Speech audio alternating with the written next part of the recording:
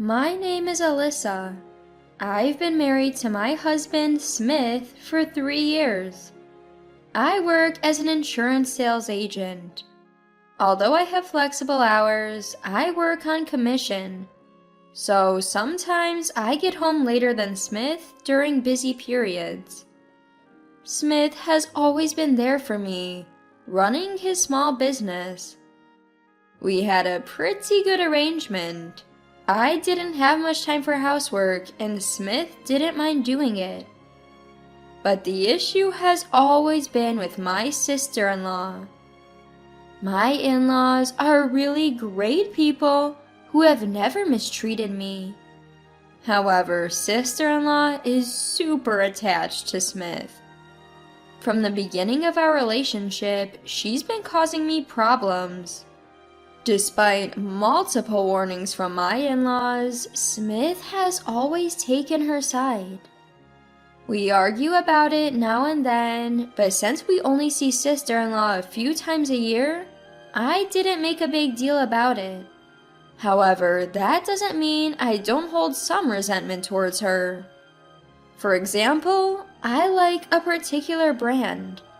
While I don't splurge on it, I do buy things I want from my own savings or by working extra hard. She once accused me of getting those items from Smith and even stole from me. This happened when we went to my in-laws' house for a Christmas visit. When we walked into the living room, sister-in-law was already a few drinks in. "Ah, Smith, you're back." "Yeah, you're already drinking?" "It's Christmas, come join me." "Oh, alright then." As Smith was about to sit, I said, "We haven't even greeted everyone yet, and we're not staying the night, you know. If you start drinking now, we won't be able to drive home." She scoffed. "Geez, what a strict wife. It's fine, Smith can just stay here. Why do you need to go back together?" I retorted, "So that's what comes to your mind before even saying Merry Christmas?" She then annoyingly leaned on Smith and whined, "Smith, Alyssa is bullying me." I was so disgusted by Smith's failure to push sister-in-law away that I headed to the kitchen. "Mother-in-law, Merry Christmas." It seems that mother-in-law was so wrapped up in preparing a full-course Christmas meal and party that she didn't hear our exchange. "Oh, you're here! Sorry, I didn't notice. Merry Christmas." "Is Smith not here?" "Smith is in the living room with sister-in-law." "Oh, Smith didn't even greet me." "I apologize." "No worries, it's not your fault, mother-in-law." As she said that, mother-in-law headed towards the living room. I followed her and found Smith evidently unable to refuse an offer to drink with sister-in-law. Mother-in-law saw this and said, "Smith, what are you doing here without even saying hello?" "Well, Nora was feeling lonely, so we decided to have a drink together." "You should have greeted us first. I was wondering why only Alyssa came to greet us." "I couldn't turn down the drink." Smith mumbled something, looking down, but I ignored him and took my seat. Just then, as I put my purse on the chair, sister-in-law perked up and started talking. "Wow, is that a new purse? Nice." I had a bad feeling and promptly placed the purse back on my lap. Sister-in-law looked visibly annoyed and said, "I can't afford one. Smith, I want one too." "Well, I didn't buy it." "Then give me Alyssa's." "What?" "How dare you say that? You don't have to give it to her. It's expensive, right?" Who would hand over an item worth at least a few $1,000s, especially when it's practically brand new? I gave sister-in-law a dry laugh. "If you want one, go buy it yourself. You live at home, so if you work decently, you can afford it." True, sister-in-law lives at home but only works part-time about 3 days a week. She probably can't even afford the cheapest purse I own. This new purse was a favorite of mine. reserved with a deposit as soon as I heard from the shop clerk that it was coming in.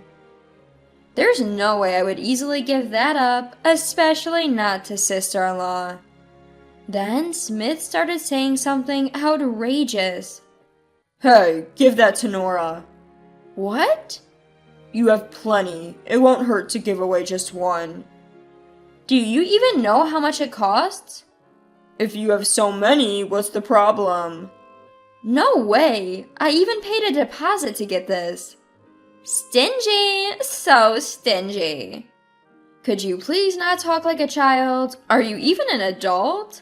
I just started using this brand new bag, so I can't give it away. I have no intention of giving away any of my other bags either. Stingy! With that, sister-in-law stormed off to her room. Smith also stood up, following her. You went too far, and since you're not giving it, you should apologize. I won't see my sister-in-law after Christmas, so it doesn't matter. I thought, but I was wrong. A few days after Christmas, as I was preparing to go to a hotel lunch with my friends, I opened my closet to grab a purse, but it was missing from the bag where I'd stored it. Frustrated, I went straight to Smith's place. Smith seemed upset to see me walk in, but began to look anxious when he noticed I was holding the empty bag. What? I don't know anything about it. Maybe you left it at your parents' house? I haven't even said anything yet. Don't you know? You gave it to your sister, didn't you? I told you, I don't know. Maybe you left it somewhere, like at your parents' house. Fine, I'll search your parents' house then. I'll also call them. If I don't find it, I'm reporting it to the police. It's an expensive bag. If someone broke in, that's a big deal. Smith turned pale at the mention of the police, but quickly retorted, Even if the same purse is there, maybe Nora bought it herself? I took a card out of the shopping bag and showed it to Smith. It's a limited edition with a serial number. There's no way it's the same. I didn't know that. My sudden visit surprised them, but they let me into my sister-in-law's room when I explained the situation. My purse was easily found in the messy room, but it was in terrible condition. The bag had remnants of food and drink stains, and it seemed beyond repair. Even my mother-in-law was at a loss for words. Suddenly, my sister-in-law, perhaps realizing someone was in her room, barged in shouting, "What are you doing? I told you not to come into my house." "Just give me back my purse." "Actually, you can keep it. Just give me the money back." "What are you talking about? I bought it." Probably coordinated with Smith. When sister-in-law said that, she had a smug look on her face and seemed quite pleased with herself. So I told her the same thing I had told Smith. "I've already explained this to Smith, so you should pay me back." "But Smith gave it to me. It's mine, and it was a gift, so it doesn't matter." Here was my sister-in-law acting like a child, even in her 30s. It was more pathetic than annoying at this point. My head was starting to hurt, but wasting a few $1,000s was out of the question. "All right, I'll file a police report. It's theft, right?" Mother-in-law was the one who reacted. "Please, no police. She's still my daughter. I'll cover it, and Nora can pay me back from her salary. Please." Mother-in-law looked at me with tearful eyes. It tugged at my heartstrings, but I couldn't let it go. How about sister-in-law pays from her salary instead? If there's even one late payment, I'll file that police report. "What? Why should I pay?" "Be quiet. I won't let her go out, so I'll manage her bank account that her salary goes into until everything is paid back." "This doesn't make sense." I left mother-in-law to handle the situation and went home, still pondering how to deal with Smith. Then a plan came to mind. I'll probably end up divorcing him, but it doesn't matter anymore. The day of reckoning was approaching. Months later, the day had come. We had gone to my in-laws' house for some reason. Today was the day our new home would be finished. We had been invited by my in-laws to celebrate, and my bag was packed with divorce papers. The atmosphere was pleasant at first during the dinner. I might not even have to hand these divorce papers over, I thought. But Smith disappointed me as usual. Hey, I wanted a house too! Give it to me! Just as I suspected. My in-laws' eyes bulged out at the ridiculous request. Father-in-law choked on his tea, and mother-in-law was speechless. And then I waited for Smith's response. His answer was, "I'll give it to Nora. She won't be able to buy a home anyway. We can just build another one. If you oppose, we're getting a divorce." Too bad. I wish it was just drunk talk, but he looked serious. I hated the face he made, smiling while leaning on sister-in-law. Sighing, I said, "Fine, let's divorce. You can have the house." What? Yes. Yay, I got my dream home. Sister-in-law was jubilant, but I didn't care. You get your dream life with sister-in-law in our home, Smith. Yay, Smith! The contrast couldn't have been starker. A jubilant sister-in-law, a frozen Smith, and me. I handed over the pre-filled divorce papers with a smile. Would have reconsidered if you'd objected. Good luck. Smith seemed to realize what I meant and seemed deeply apologetic, but I had already left the table and didn't look back. In hindsight, maybe I should have watched his reaction. A few days later, we discussed asset division through lawyers. My in-laws must have talked some sense into him, as he agreed rather easily. Months have passed. I was living alone in an apartment I bought before marriage, peacefully taking care of my cat. Then, sister-in-law shows up. When I opened the door, there she was, deeply apologetic. "I'm sorry, help me." "Who are you?" "Don't talk like that. We were family once." "I don't recognize people like you as family. You're the one who said that, right? Besides, we're divorced, so we're literally strangers now." "Please, I can't make it on my own." Upon closer look, my sister-in-law was in rags. No wonder, Smith's earnings were less than the average temp jobs in the area. I said I'd leave the house, but I never said anything about continuing to pay the mortgage. The mortgage built around my income would be too much for Smith to handle.